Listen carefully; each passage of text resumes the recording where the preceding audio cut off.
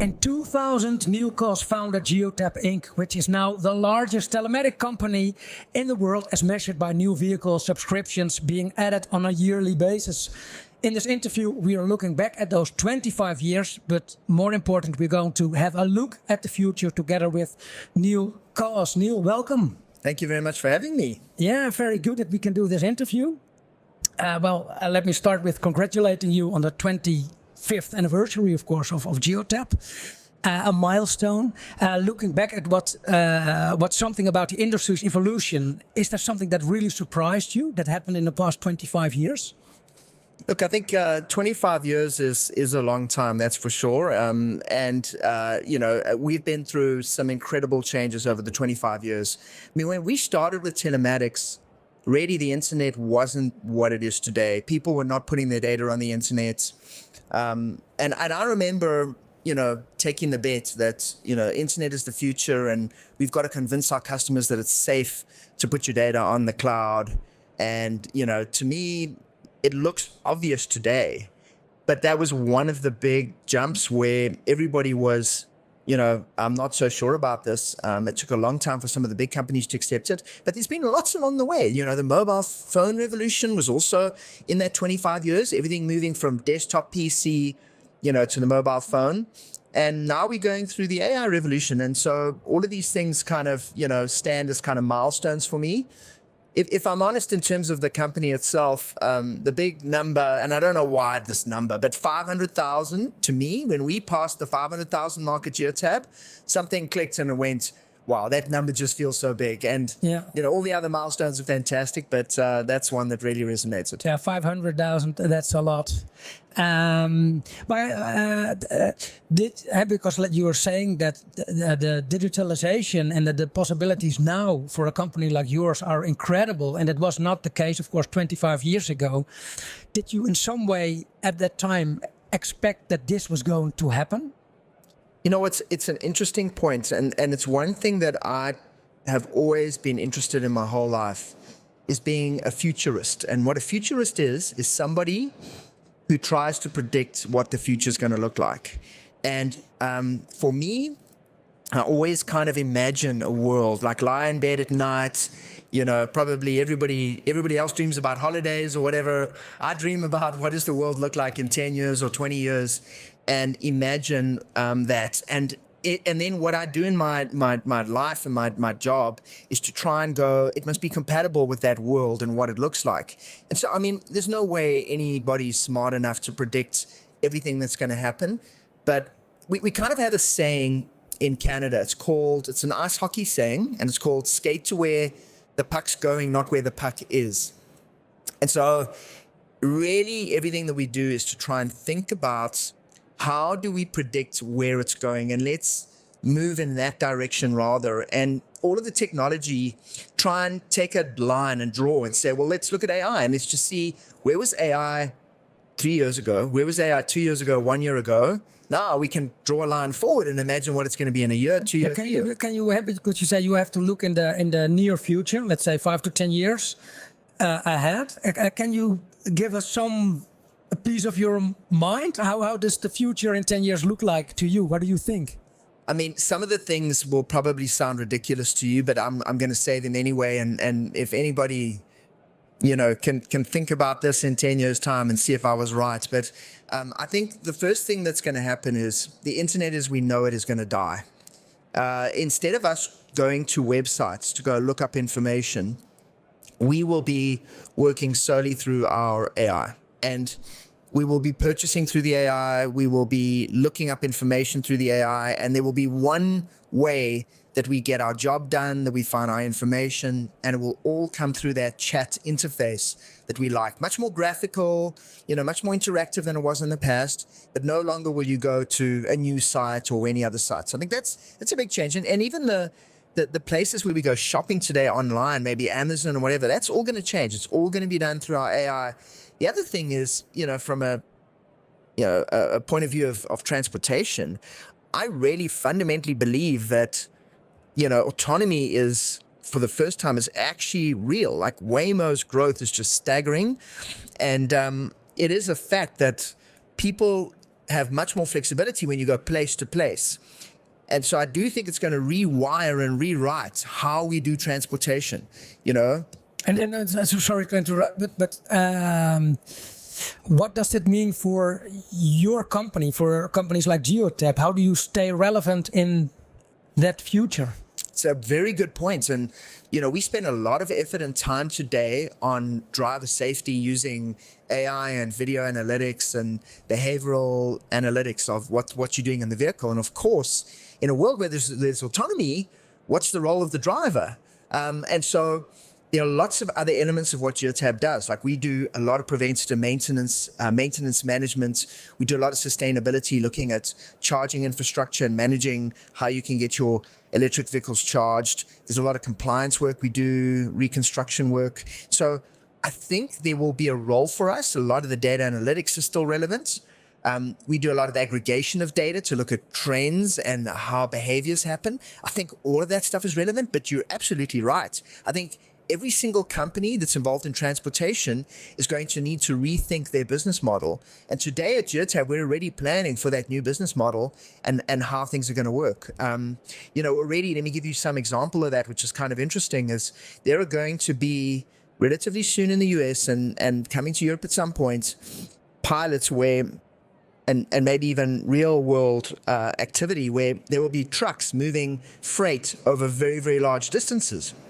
So what Geotab's going to be doing is working on services that will allow autonomous companies to make sure that they can avoid congestion, that they can avoid areas where there are lots of cars and people by knowing what vehicles are at what time, at what places. So we can help them map out the best route because they'll go for 14 hours in a row going from, say, California to New York. And so we would help with that. So already I think it's starting to happen, if I'm honest. Yeah. So, and that's already the case, I think. Instead of via telematics and data telling companies what happened, you're now going to look at the future and you can predict what is going to happen. And that's of course another perspective. It also means, I think, that we get even more data and access points and consumer data, driver data, of course, and how are you going to manage all that data and make sure that it stays secure? It's a good question. So I think in terms of handling the volume of data, I mean, the systems, you know, Geotab has spent, many years figuring out how to scale. We could scale to 25 million vehicles. We have 5.6 million vehicles today, but we could handle 20, 40, 50. So I think the systems are good, but your point about keeping that data secure and private is a very important one. So it is making sure that you can make the data, you can aggregate the data for the greater good. So you can take the good information out of the data, like for example, the congestion or the dangerous intersections, but you can make sure that you do it in a way that preserves anonymity and preserves business advantage. Many companies do not or would never be happy with sharing their data. And also privacy is critically important. Like our drivers, have a right to privacy. Our people have a right to privacy. And so I think we put a lot of time and thought into responsible usage of the data. It would be a terrible waste to lock this data away and never touch it, because it can have so much good impact on the world, saving lives, making, people more efficient. We cannot waste the data, but at the same time, we cannot afford to violate people's privacy. And there is a way to do both. It's just harder, but that's what we have to do. Yeah. And by the way, it's kind of ironic that when it comes to business, we are very keen, and we should, you're absolutely right, on protecting people's privacy and data. But when in private life, people are not so busy with protecting their own data. They share it with everyone and everywhere without even knowing what's going to happen with that. It's true. We were more responsible in the business sense because the damage from a business point of view is high. But when it comes to our personal lives, we're like, oh, well, I can get free email if I give up my private information, or I'm not even going to think about where all my searches go or where my data goes. And that's true. And even in this AI world, if I'm dead honest, I think it's more of an issue. In the past, if you imagine all of the Google searches that were done, there's limited scope to be able to really peel away and understand, like, who is Neil? What does he do? What is his interests? I think with AI, we can automate all of that now. So I think the risk to people's private data is much higher. And I think we've just got to be, we've got to remind people, and I know people don't always want to talk about this, but I think we've got to remind people that looking after your private data is very important. Yeah, I completely agree. Then we go a little bit to the past, but also the future. You acquired the European and Australian operations of Verizon, I must say it like that. I think Connect. You were already telling me in our preparation that you were having a roadshow the coming week to see all the offices of Verizon in Europe. Why the takeover? What does it add to your portfolio? Yeah, so let's talk about why the takeover. I do think that the telematics industry is starting to consolidate. I think it's harder and harder for companies to compete against the very large players. I mean, Geotab is spending $150 million a year. We have more than 1,000 engineers and data scientists and people working on improving the product. And it has to get better. Every week, it's improving, getting better. And so, I think that, there isn't room for having too many players. And what's really exciting for me with the Verizon acquisition is that it brings 420 people on the ground in Europe, in every market that's relevant. And we know, that, people in Europe buy from people. And so having people in country is very important as well. The other thing that's interesting about Europe, and this we've seen, very strong evidence of, the US has very large fleets. I mean, our largest fleet is US Postal Service, 330,000 devices, more than 300,000 vehicles. Crazy. That's a lot. You just don't get, you get much smaller companies here in Europe. You have the Mittelstand, in Germany and a lot of other countries in Europe are the same, where you have these kind of generational companies that are maybe 50 to 500 people. You don't have these massive multinational firms. And so being able to reach those people, you have to have individual people selling and reaching out. And that's why Europe is a different market. And we've got to understand, like, region by region, Europe is not the same as the US. Yeah. So it's also about economy of scale. And it's about getting in touch with not only the multinationals, but also the more regional-based companies. Correct. Correct, because you only have a very small number of very large fleets here in Europe. So you have to have a mechanism to be able to get to everybody, to get to these little companies, show them what the product can do, and you have to be able to scale. And that's why you need people to be able to do that scale. So I am super excited. We have a great team over here. I am on this roadshow, 7 countries in 7 days, planes, trains, and automobiles. So it's going to be fun, and I'm looking forward to it. Yeah. And you know what I like the most?